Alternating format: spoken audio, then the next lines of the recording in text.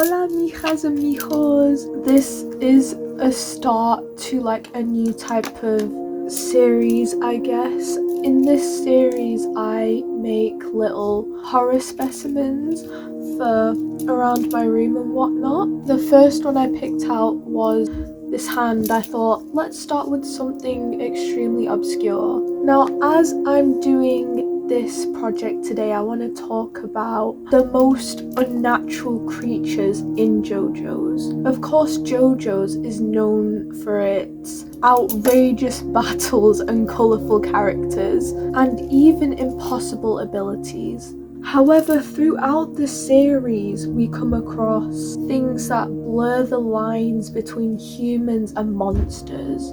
Ancient beings, supernatural parasites, creatures that defy evolution itself. So today, we are going to be exploring these unnatural creatures as I turn this hand into... I just realised I didn't tell you what I was going to turn it into. I want to turn it into like a zombie hand. I was playing on the Wii U the other day and I was messing about on this zombie game and I saw the cover and the hand was like this and I was like, I need that in my room now. But anyways, I hope you enjoyed today's video and let's get started, okay? Let's get started.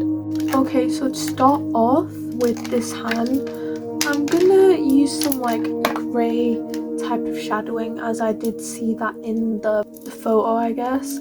For this video, I'd like to start off with the Pillarmen. I absolutely adore the Pillarmen, okay? They are very much ancient predatory life forms. Before stands, before vampires, before any of that, before humanity reached its peak, something else existed. The Pillarmen aren't monsters because they look different. It's because they represent something that humanity isn't able to compete with. Like, you have to think about it, guys. They are older than civilization itself. They possess bodies that are just capable of changing and adapting as they go on. They consume life in a way that is completely unnatural. Kaz, Esidesi, Wamu, and Santana, they don't see themselves as villains. Of course they don't. However, they do see themselves as the next stage of existence. And perhaps the most terrifying part about that is that they don't see themselves as villains. It's because they believe that they've surpassed humanity. That's looking pretty dirty, right? Sure freaking hope so. The next creatures I'd like to talk about are vampires.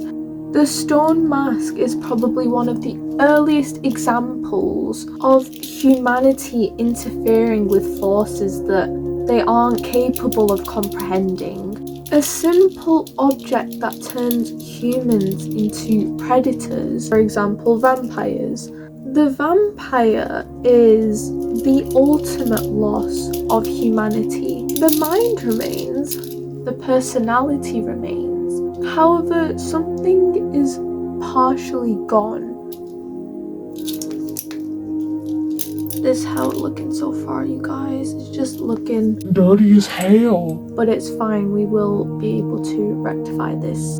Dio isn't terrifying because he is forced to become a monster. It's because he actually chooses to. The question isn't what happens when human becomes a vampire. The actual question is, what if someone was just waiting for that opportunity? For this next part, I actually need to make like a small slime. Oh, so I'm gonna go ahead and do that really quick. Yeah, see, look guys, it's only tiny. What I want to do for the flesh part, I kind of want to make it look 3D, so I'm gonna add like food coloring into this and like have little chunks on the outside. The next thing I would like to talk about though is actually Dio's zombies. I don't want to put too much in here. Okay, that's it. Oh, look at feel like the classification for Dio's zombies would have to be something along the lines of reanimated humans, that type of thing. I've already made slime in this. I feel like it's activating a bit. Jojo's earliest monsters were perhaps the most classic, and Dio's zombies were actually corruption of life itself. Is this okay to touch? I feel like it is. This is my little flesh, guys. Oh, it's so beautiful. It's very, very beautiful. I feel like it's a little bit underactivated maybe. However, that's fine. It's okay. It'll dry out. Anyways, as I was saying, Dio zombies were very much people at one point. Now they are nothing but an extension of just another person's will. I'm gonna go ahead and just place the slime messily just everywhere on this hand, so it kind of just looks like flesh, and then I'm gonna go ahead and put some more dye on it. However, I feel that Dio's zombies give us an instinctive fear of losing what actually makes us human. As you can see, it's kind of going well, guys. As I'm editing this, I'm realizing I always go a little bit off topic when I'm talking about two things. I'm very, very sorry if I go like that. I guess I just got a lot to say, but you might be expecting that quite a bit in these next few videos. I'm sorry, but I'm doing it. Love y'all. I'm kind of starting to look like the zombie myself. This is very messy. This is a lot. This is so much, guys. Now, I'd love for this to be a whole thing where it would actually just like stay up, but unfortunately, this is slime, so it does like just start glossing down like that. Realistically, I should have overactivated it. If you want to get that fleshy look, you should overactivate it. Okay, I'm just learning this now. I'm gonna go ahead and keep mixing this until it's fully overactivated. I really do like messing about with slime though. It's so fun. It does look like a fleshy sort of thing on my hand now, so I'm gonna transfer this onto the other hand. From ancient predators to creatures that exist beyond human understanding, Jojo's is filled with creatures that challenge what life can become. But perhaps the most disturbing question isn't what these creatures are, it's what they actually tell us about humanity. How are we looking, guys? How are we looking? I promise you, with fake blood, it's gonna come together, trust. It's just looking a little bit too fleshy, and that's fine. However, as I was saying, every monster in Jojo's begins with one question. What happens when life evolves into something it was never actually meant to be? Oh my god, we dead us right now.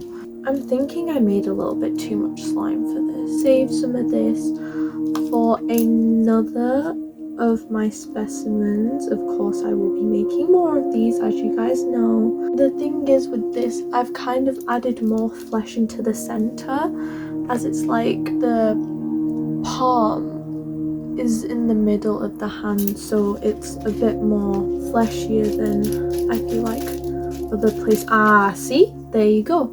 I told you this would help. So before I sign off, I'm going to go ahead and add more of this fake blood onto my little hand, and I will be back with the results. Okay, so while like a bloodbath in here, I believe I've made it fleshy enough, and quite frankly, this is getting all over me, so I'm gonna go ahead and tidy this up and show you guys a picture at the end. That is the zombie hand done. for my first specimen. Now I'm gonna have to let this sit and dry somewhere. I'm gonna let it stay in this little pot where the bloodbath began. I'm gonna show you that. This is said bloodbath because of course it's everywhere, it's on my hands. Hope you guys did enjoy this video. I'm gonna go ahead and go clean off my hands, and I shall see you all in the next one when I create my next artifact. Okay, I'm gonna sign off now. Okay, bye. Love you, mijas and mijos.